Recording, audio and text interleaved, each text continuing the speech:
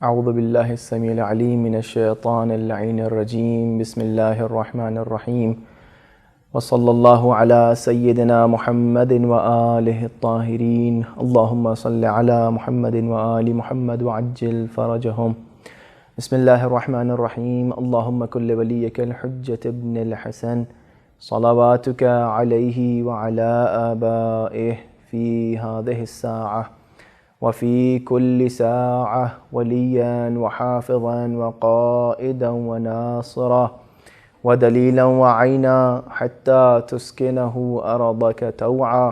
وتمتعه فيها طويلا، اللهم صل على محمد وآل محمد وعجل فرجهم۔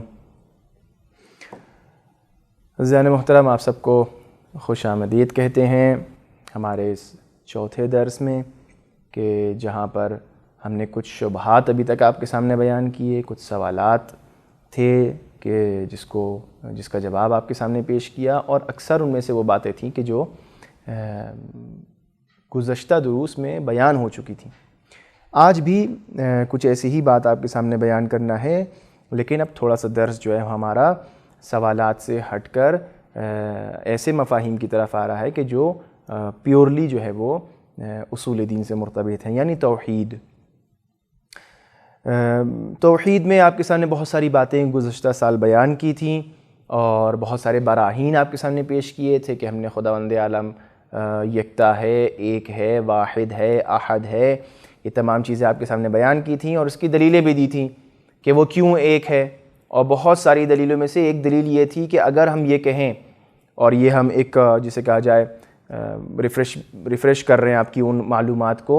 ایک برہان اور بہت آسان دلیل یہ بیان کی تھی کہ جو بہت آسانی سے ذہن میں آ جاتی، وہ یہ کہ اگر ہم یہ مان لیں کہ ہمارا خدا ایک نہیں ہے، اس کائنات میں ایک سے زیادہ خدا ہے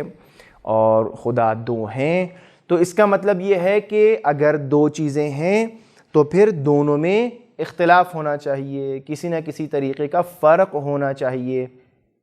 چونکہ قواعد اور قوانین کے مطابق، طبیعی جو قواعد ہیں ان کے مطابق،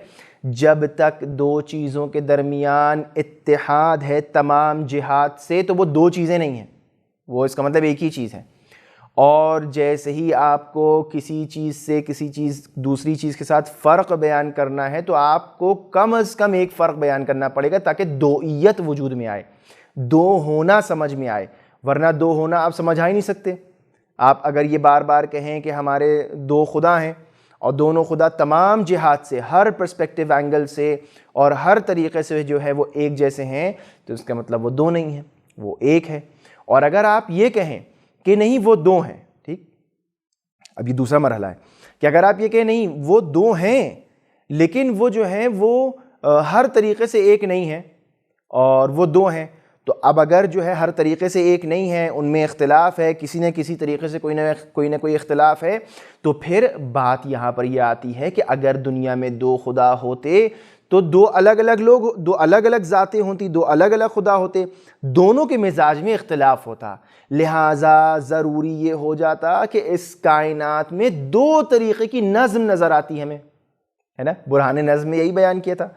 کہ اگر دو خدا تھے تو پھر ہمیں اس کائنات میں دو نظم نظر آتی، دو طریقے کی نظم ہوتی، دو طریقے کے سسٹم چل رہے ہوتے۔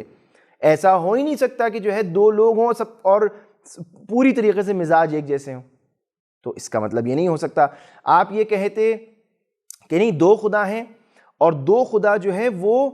دونوں کے فیور میں رہتے ہیں، اور کیا کہتے ہیں دونوں جو ہیں وہ ایک دوسرے سے فیور میں رہتے ہیں، اور کوئی چلاتا نہیں، بلکہ جو ہے یہ دونوں جو ہے آپس میں ہر طریقے کی تدبیر کو ایک جیسا بیان کرتے ہیں، تو پھر وہی بات آ جائے گی کہ یہ ایک ہے۔ اس کا اگر آپ کہیں نہیں یہ دونوں الگ الگ ہیں، تدبیریں بھی الگ الگ ہیں، اس کا مطلب ان کے بعد بھی کوئی ان کے اوپر کوئی ہے جو مدبر ہے، جو تدبیر کر رہا ہے، جو چلا رہا ہے، اس کا مطلب وہ پھر خدا ہے نا. تو یہ سلسلہ اسی طرح آگے بڑھتا رہے گا. تو یہ تمام باتیں گزشتہ سال آپ کے سامنے بیان کی تھیں کہ اگر دو خدا ہوتے تو کیا ہوتا، اگر ایک خدا ہے تو کس طرح ہونا چاہیے، اگر دو خدا ہوتے تو دوئیت لازم آتی، دوئیت میں کم از کم ایک کوئی فرق ہوتا، اگر فرق ہوتا تو ایک کم ہوتا، ایک جو ہے وہ منزلت میں زیادہ ہو جاتا. یہ تمام چیزیں آپ کے سامنے بیان ہوئی تھیں. اور پھر یہ بیان کیا تھا کہ اسی قاعدے اور قوانین کو خداوند عالم نے قرآن مجید میں آیہ کریمہ میں اس طرح بیان کیا کہ جب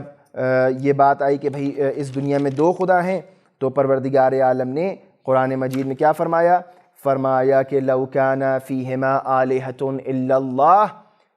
اللہ لفسدتا،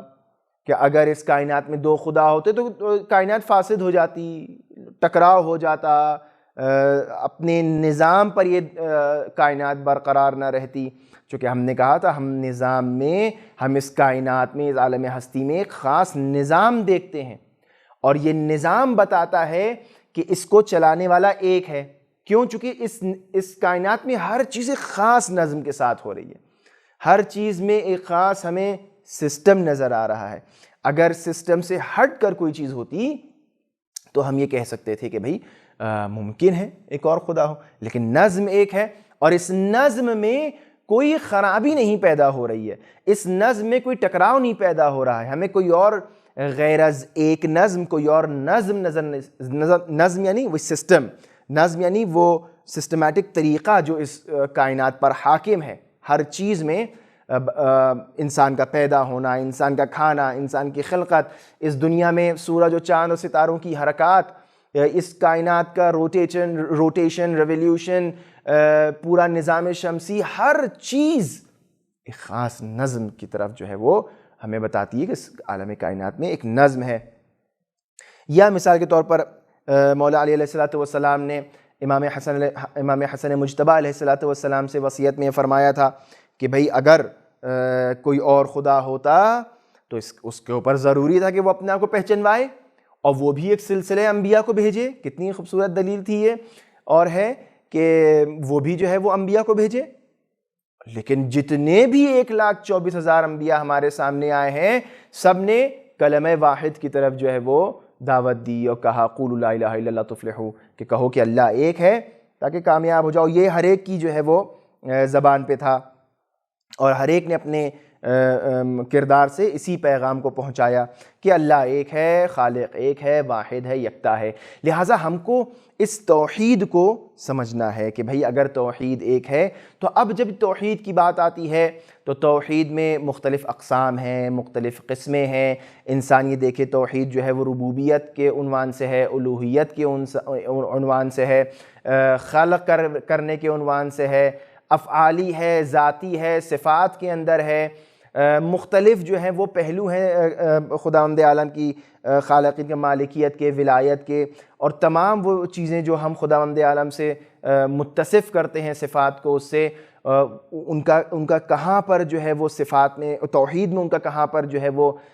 مقام ہے، ان سب چیزوں کو ہمیں سمجھنا پڑے گا. تو سب سے پہلی چیز جو آج آپ کے سامنے بیان کرنا ہے وہ توحید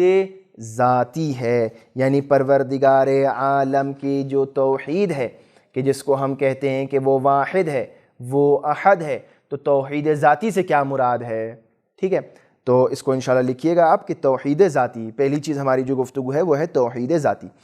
توحید ذاتی میں دو زاویے ہیں اور دو معنی ہیں توحید ذاتی کے. ایک توحید ذاتی جو ہے وہ شریک کو اور کسی بھی طریقے کے پارٹنرشپ کو، اللہ کے ساتھ کوئی اور ہے، اس چیز کی نفی کرتی ہے کہ اللہ کے ساتھ کوئی نہیں ہے. وحدہ لا شریک ہے،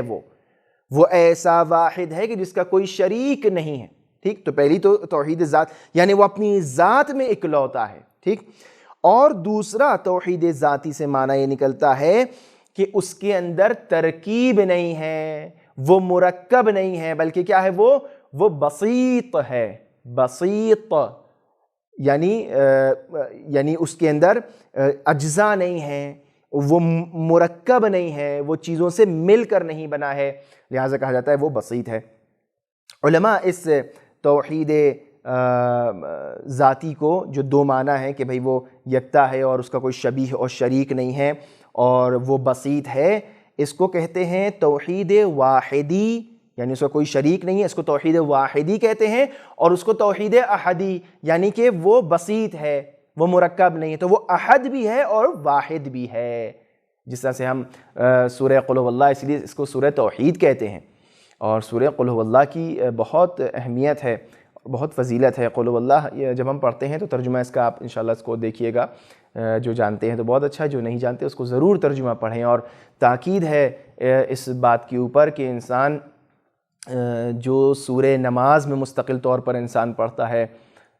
سورہ الحمد پڑھنا ہی ہے نماز میں، سورہ توحید کی بھی بہت تاکید ہے۔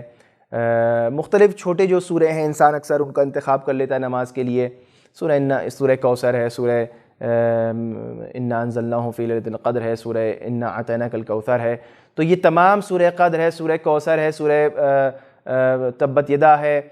سورہ قدر ہے، یہ تمام چھوٹے چھوٹے جو سورے ہیں وہ آپ چاروں قل جو ہیں ان کا ترجمہ ضرور دیکھیں، ان کا ترجمہ دیکھیے کہ جو آپ مستقل نمازوں میں پڑھتے ہیں، اور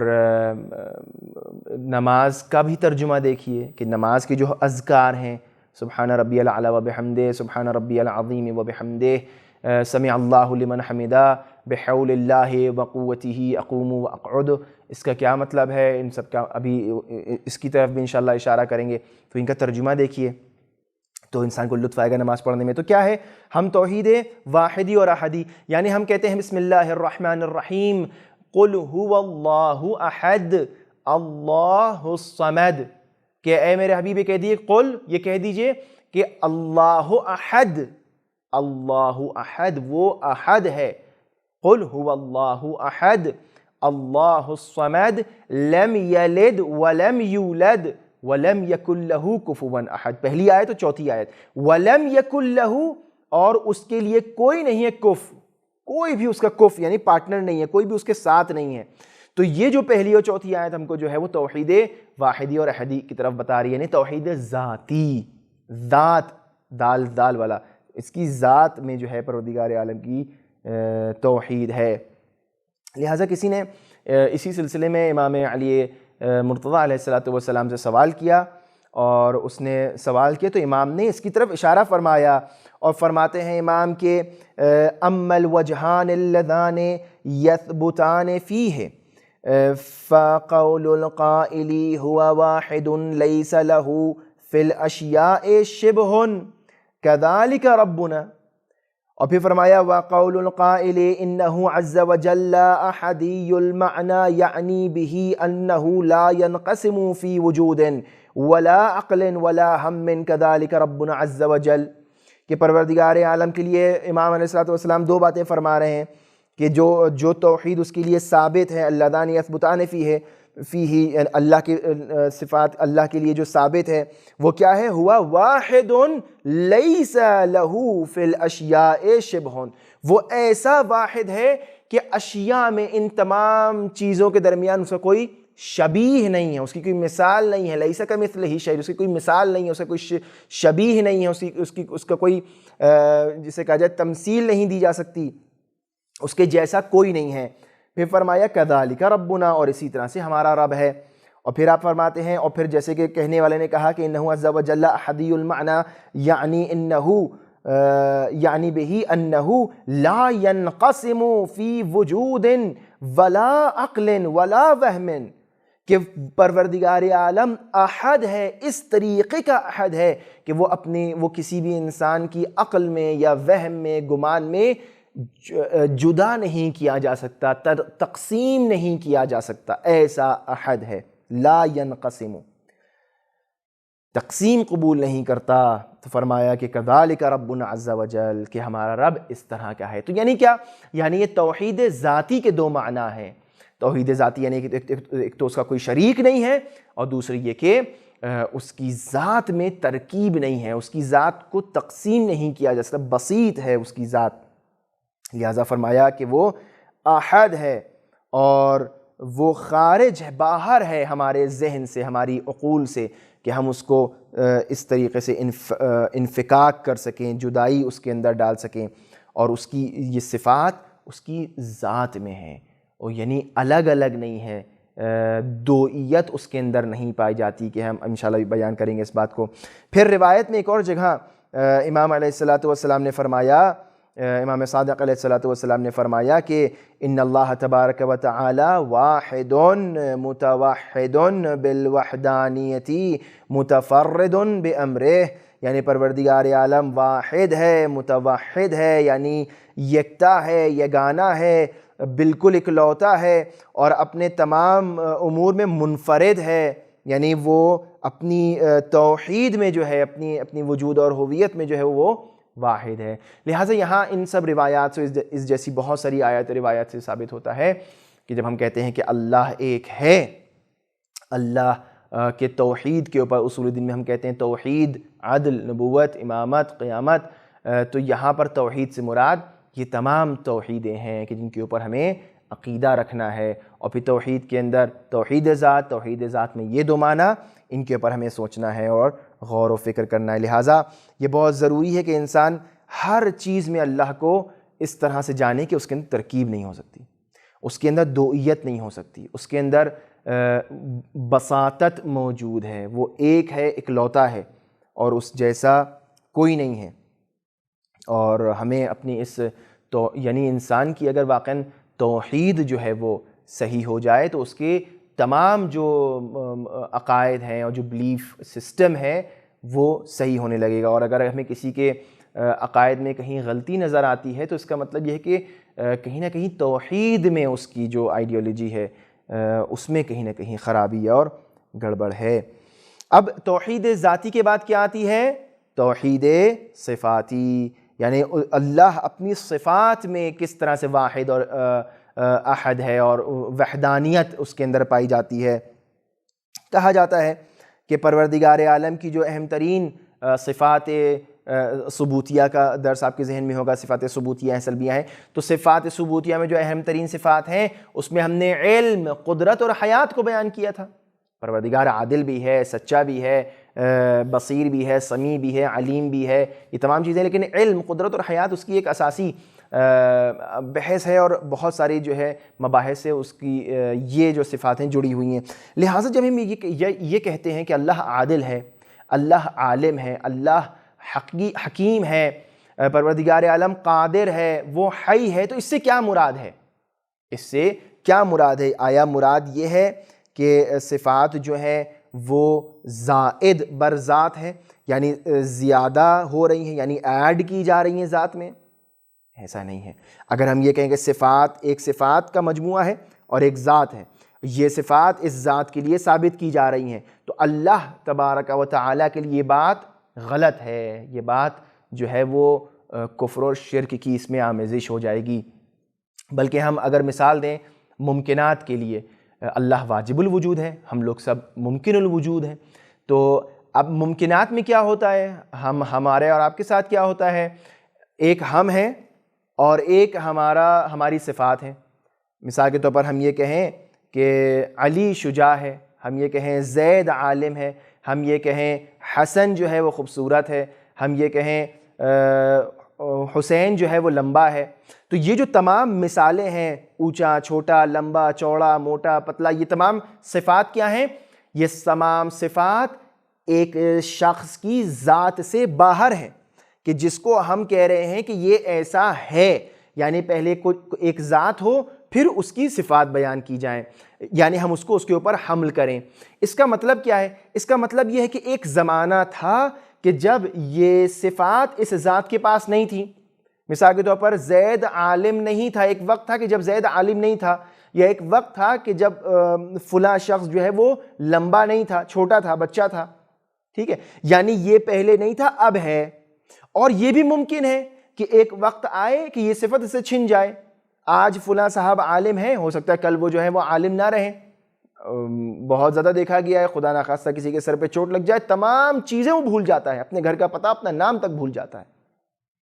معرفت ختم ہو جاتی ہے، علم جو اس کے پاس تھا وہ ختم ہو جاتی ہے۔ لہٰذا معلوم یہ ہوتا ہے کہ یہ اس کی ذات میں نہیں تھا۔ جو چیز ذات میں ہوتی ہے وہ چیز جدا نہیں ہو سکتی۔ انسان کی ذاتیات جو ہے وہ، مثال کے طور پر ہم یہ کہیں کہ شکر جو ہے میٹھی ہے، تو مٹھاس اس شکر کے لیے ذاتی صفت ہے، یہ اس سے جدا نہیں ہو سکتی۔ البتہ مثال میں دے رہا ہوں تقریب ذہن کے لیے کہ یہ اس کے ساتھ ساتھ ہے، کبھی جدا نہیں ہوگی۔ اگر آپ نے مٹھاس کو شکر سے جدا کر لیا تو یا وہ چیز وہ شکر نہیں رہ جائے گی، ٹھیک۔ اگر کہیں پہ ایسا آپ کہیں گے نہیں صاحب میں نے تو جدا کر لیا، وہ پھر شکر نہیں رہے، کچھ اور چیز ہوگی۔ لہٰذا یہ کہا جاتا ہے کہ پروردگار عالم کے لیے جب آپ صفات کی بات کریں تو صفات اس کی عین ذات ہیں، زائد نہیں ہے، کوئی زیادہ ایڈ نہیں کی گئی ہے۔ وہ ہمیشہ سے عالم تھا، جب سے ہے وہ ہمیشہ عالم رہے گا، وہ ہمیشہ سے قادر تھا، ہمیشہ قادر رہے گا، وہ ہمیشہ سے حی و قیوم و سمیع و بصیر تھا، اور وہ ہمیشہ ایسا رہے گا۔ یعنی اس کے اوپر یہ چیز کیفیت طاری نہیں ہوئی ہے، ہمیشہ سے تھا اور ہمیشہ رہے گا۔ یعنی اس کی صفات عین ذات ہیں، اسی کے یعنی ایک ساتھ اس کو ہمیں تصور کرنا ہے۔ یعنی وہ ممکن ہے بات واضح ہو گئی ہو، اور اگر اس کو مثال آپ ابھی بھی سمجھنے مشکل ہو رہی ہو تو اپنی صفات کو جو ہے وہ توجہ کریے گا کہ پہلے ہمارے پاس یہ صفت نہیں تھی۔ پہلے ایک انسان غریب تھا، بعد میں امیر ہو گیا، ممکن ہے پھر سے غریب ہو جائے، ٹھیک ہے۔ ایک انسان صحت مند تھا، وہ مریض ہو گیا، ممکن ہے پھر سے صحت مند ہو جائے۔ تو یہ جو صفات ہیں یہ اس کی ذات سے، خداوند عالم کی ذات سے ایک ہی ہیں، الگ الگ نہیں ہیں، دوئیت نہیں ہے ان کے اندر۔ اگر ہم یہ کہتے کہ خداوند عالم کی ذات ہے اور اس کے اوپر صفات آتی ہیں، تو اگر ذات اور صفات الگ الگ مان لی جاتی تو اس کا مطلب یہ تھا کہ جس طریقے سے ہم اپنی صفات کے محتاج ہوتے ہیں، خداوند عالم بھی اپنی صفات کا محتاج ہو جاتا، یعنی اس کے اندر ترکیب آ جاتی۔ اور ابھی ہم نے کہا ہے توحید ذاتی میں کہ وہ اس کے اندر ترکیب نہیں ہے، وہ کسی چیزوں سے مل کر نہیں بنا ہے کہ ہم یہ کہیں کہ ہم ایک شخص ہیں، ہم جو ہے وہ عالم ہیں، ہم جو ہیں وہ مرد ہیں، ہم جو ہیں وہ سید ہیں، ہم جو ہیں وہ فلاں شہر کے رہنے، یہ سب میری خصوصیات ہیں، یہ سب میری صفات ہیں۔ اور ممکن ہے کہ یہ صفات کچھ ہم سے چھن جائیں، کچھ ہم سے نہ چھنیں، لیکن جو چیز ممکن ہے کہ کبھی ہم جو ہے کچھ ایسی صفات ہمارے پر طاری ہو جائیں کہ ہمارا علم چھن جائے، ہم جو ہے اپنی نیشنلٹی بدل دیں، ہم جو ہے وہ اپنا نام بدل دیں، ہو سکتا ہے ہم سے چھینی جا سکتی ہیں چیزیں، ہم سے جدا ہو سکتی ہیں۔ کچھ چیزیں ہماری ذاتی ہیں جو ہمارے ساتھ ہمیشہ رہیں گی، ٹھیک، لیکن وہ صفات جو چھن جاتی ہیں اس سے ہی سمجھ میں آتا ہے کہ یہ ایک ایکسٹرا چیز ہے کہ جس سے مل کر ہم بنے ہیں۔ اگر ہم سے وہ چیز لے لی جائے گی تو پھر ہم وہ نہیں رہیں گے، یعنی ہم محتاج ہیں اس چیز کے، ہم محتاج ہیں اپنے علم کے، ہم محتاج ہیں اپنے پیسے کے، ہم محتاج اپنی دیگر صفات کے۔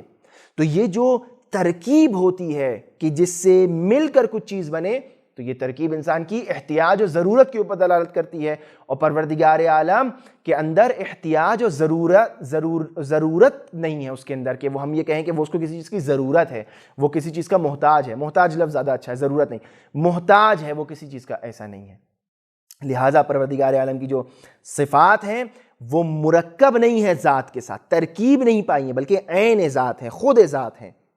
جب ہم سوچتے ہیں خدا تو ہمارے ذہن میں اسی وقت علم بھی آنا چاہیے، حکمت بھی آنا چاہیے، حیات و قدرت اور تمام وہ صفات ثبوتیہ جس کا ذکر کیا تھا وہ آنا چاہیے۔ امیر المؤمنین علی بن ابی طالب علیہ السلام نہج البلاغہ میں فرماتے ہیں پہلے ہی خطبے میں کہ آپ نے ارشاد فرمایا کہ کمال الاخلاص لہو نفی الصفات عنہ لشہادت کل صفت انہا غیر الموصوف وشہادت کل موصوف انہو غیر الصفہ الصفت فمن وصف اللہ سبحانہ فقد قرنہ ومن قرنہ فقد ثناہ ومن ثناہ فقد جزاہ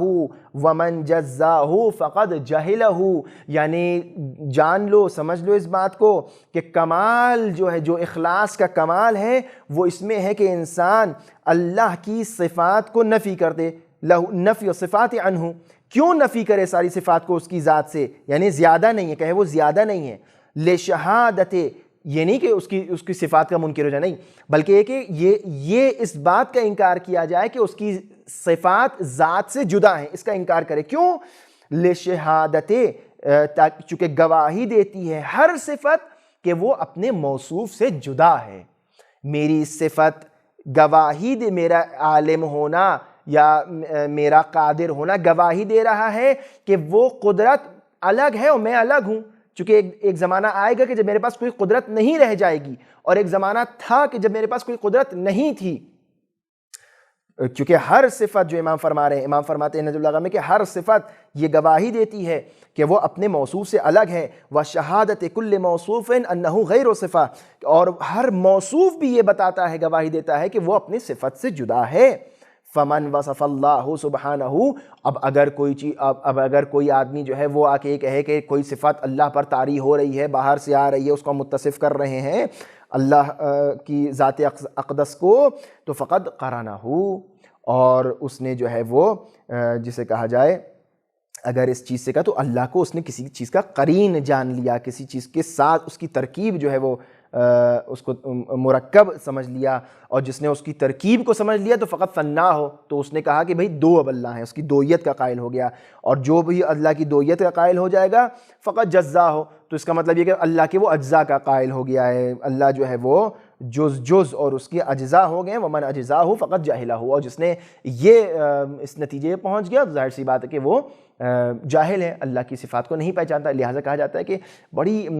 دقیق بعض مباحث ہیں کہ ہلکی سی چیز کہیں پہ گڑبڑ ہوتی ہے تو پوری توحید جو ہے وہ خراب ہوتی چلی جاتی ہے. تو یہ توحید کیا ہے؟ توحید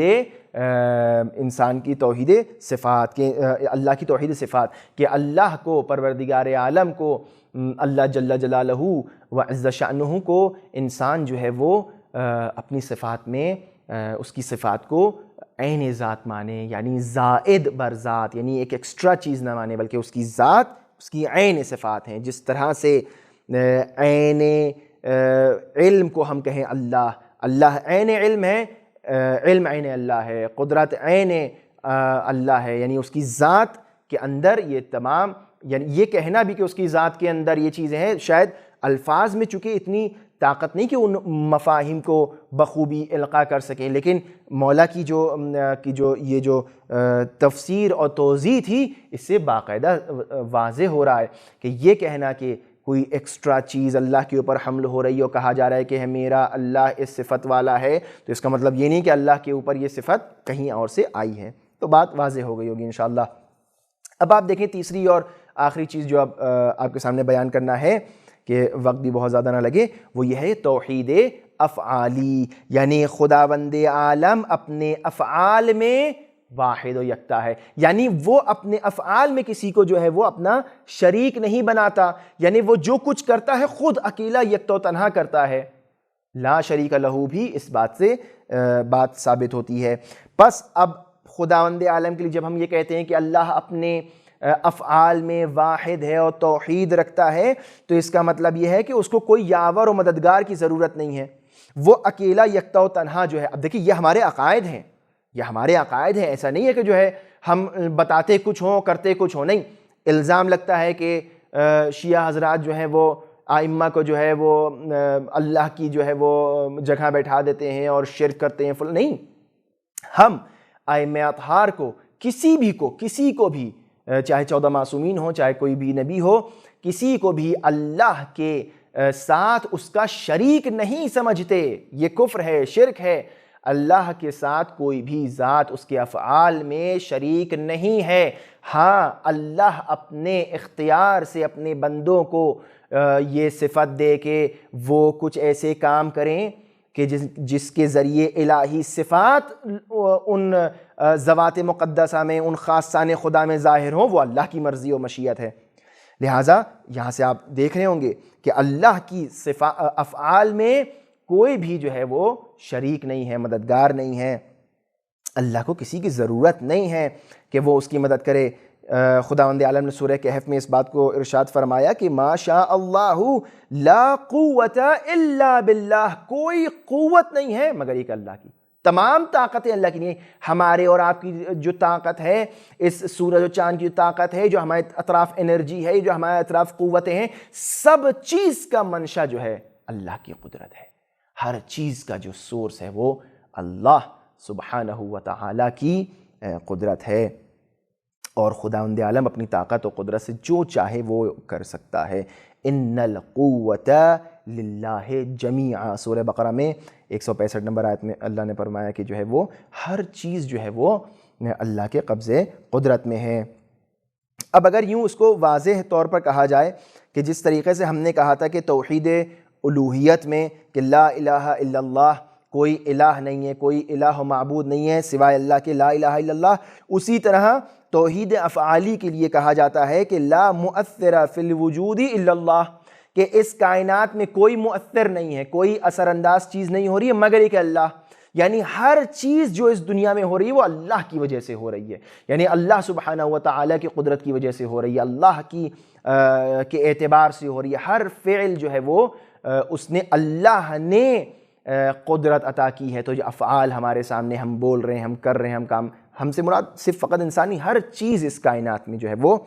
اللہ کی قدرت سے چل رہی ہے اور اس کی مشیت اور اس کی طاقت کے حساب سے چل رہی ہے۔ اگر اس کا اذن نہ ہو، اگر اس کی اجازت نہ ہو تو کوئی بھی چیز جو ہے وہ نہیں ہو سکتی۔ جیسا کہ میں نے ابھی آپ کے سامنے جو ہے وہ نماز کا ذکر بیان کیا، ہم نماز میں کیا بیان کرتے ہیں کھڑے ہوتے وقت کہ بحول اللہ وقوتہ اقوم واقعد، ہم کھڑے ہوتے ہیں اور بیٹھتے ہیں بحول اللہ، اللہ کی حول اور قوت سے، اللہ کی قدرت و قوت سے، بحول اللہ وقوتہ اقوم، میں کھڑا ہوتا ہوں، واقعد، اور میں بیٹھتا ہوں، واقعد۔ یہاں پر چلیے ایک اور بات بیان کر دیں، بہت تیزی میں لوگ اس کو جو ہے کبھی کبھی غلط بیان کر دیتے ہیں، بحول اللہ وقوتہ اقوم وقعد، وقعد نہیں ہے، وقعد جو ہے وہ امر ہو جائے گا، واقعد یعنی ہم کھڑے ہوتے ہیں اور بیٹھتے ہیں۔ تو اب ہم بظاہر کھڑے ہو رہے ہیں، بیٹھ رہے ہیں، ہر انسان کہے گا بھائی آپ کھڑے ہوئیے، آپ بیٹھیے، آپ اپنی طاقت سے کھڑے ہو رہے ہیں، آپ اپنی قدرت سے بیٹھ رہے ہیں، لیکن اس کا مطلب یہ نہیں ہے کہ ہم مستقلاً استقلالی طور پر نہیں، ہمیں اللہ نے یہ قدرت دی ہے، اس کے اذن سے اس عالم تکوین میں اس نے اذن دیا ہے کہ ہاں بھائی تم اتنا کھڑے ہو سکتے ہو، اتنی مقدار میں بیٹھ سکتے ہو، اس نے اجازت دی ہے، اس نے اتنی قدرت ہمیں دی ہے، لہٰذا ہمارے تمام افعال جو ہیں وہ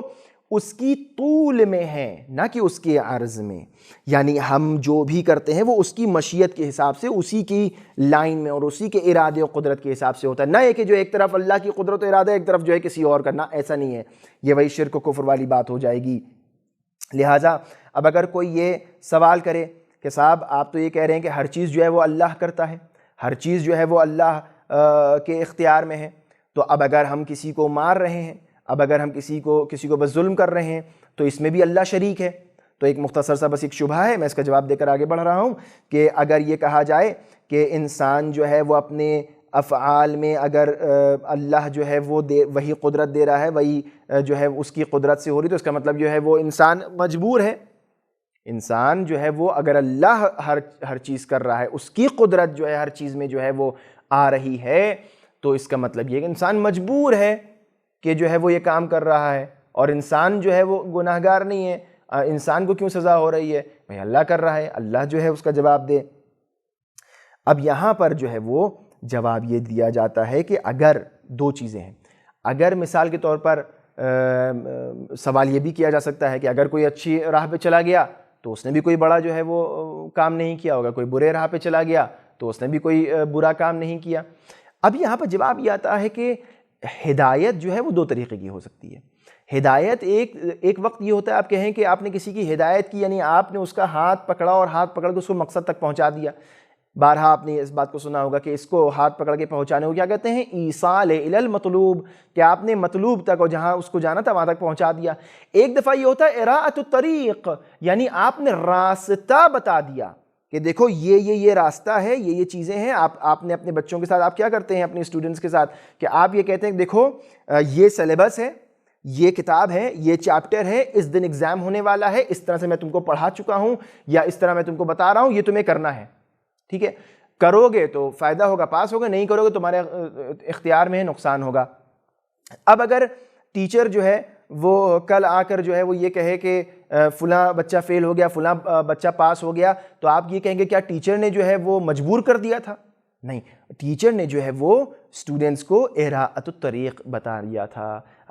ہاتھ پکڑ کے اگر کاپی چیٹنگ کروا دی ہوتی تو اس میں کوئی فضل و وہ فائدہ نہیں تھا، بلکہ ٹیچر جو ہے وہ خداوند عالم نے اسی طرح کیا ہے کہ قد تبین الرشد من الغی، کہ اچھے راستے کو برے راستے سے جو ہے اس نے جدا کر دیا ہے، بتا دیا ہے. اب انسان کو خداوند عالم نے یہ اختیار عطا کیا ہے اور اس کا ارادہ ہی ہے، یہ جواب سنیے گا، یعنی خداوند عالم کا ارادہ ہی یہ ہے کہ انسان اپنے اختیار سے تمام کاموں کو کرے، لہٰذا اس میں کوئی اجبار نہیں ہے، اس میں کوئی زور زبردستی نہیں ہے. ہاں، اللہ نے اپنے ارادے سے انسان کو، ہم کو اور آپ کو قدرت دی ہے کہ ہم اپنے اختیار سے کاموں کو کریں، لہٰذا اس نے ہمارا اختیار سلب نہیں کیا، ہمیں قدرت دی ہے لیکن ہمارا اختیار سلب نہیں ہوا ہے. لہٰذا یہ کہنا کہ انسان مجبور ہے، نہیں، انسان مجبور نہیں ہے. انسان جو ہے وہ اختیار رکھتا ہے، صاحب اختیار ہے، اور وہ اپنے تمام کاموں کو جو ہے اپنے اختیار سے انجام دیتا ہے. یہی انسان کا جو ہے وہ امتیاز ہے، اور یہی خداوند عالم کی جو ہے وہ توحید کا تقاضا ہے، اس کی عدالت و وحدانیت کا تقاضا ہے کہ وہ انسان کو اختیار دے، صاحب اختیار بنائے، تاکہ اگر حساب و کتاب ہونا ہے تو عدالت کے حساب سے ہو سکے. تو لہٰذا میں اپنی بات کو سمیٹتا ہوں اور ایک چند جملوں میں جو ہے خلاصہ بیان کرتا ہوں کہ خداوند عالم واحد ہے. ہمارے اصول میں سے پہلی اصل جو ہے توحید ہے. توحید کی بہت ساری قسمیں ہو سکتی ہیں، جو اہم ترین اقسام ہیں اس میں توحید ذاتی ہے، توحید صفاتی ہے، توحید افعالی ہے. توحید ذاتی میں ہم نے آپ کے سامنے عرض کیا کہ توحید ذات میں یا یہ ہو سکتا ہے کہ وہ وحدہ لا شریک ہے، اپنے ساتھ کوئی شریک اور کوئی پارٹنر نہیں رکھتا، اور توحید ذاتی میں یہ ہے کہ دوسرا معنی یہ ہے کہ اس کی کوئی ترکیب نہیں ہے، وہ مرکب نہیں ہے بلکہ وہ بسیط ہے. اور پھر توحید صفات میں ہم نے آپ سے عرض کیا کہ پروردگار عالم کی صفات اس کی عین ذات ہیں، اور صفات کو ذات کے اوپر زیادہ اور زائد نہیں سمجھنا چاہیے. اور پھر توحید افعالی میں کہ خداوند عالم اپنے تمام افعال میں اکلوتا ہے، یکتا ہے کہ لا مؤثر فی الوجود الا اللہ. تو امید ہے کہ انشاءاللہ یہ درس بھی جو ہے وہ آپ کو سمجھ میں آیا ہوگا، اور پروردگار عالم ہم سب کو یہ توفیق دے کہ ہم اہل بیت کے ان معارف کو اچھی طرح سیکھ سکیں اور اس پہ عمل کر سکیں. والسلام علیکم ورحمۃ اللہ وبرکاتہ.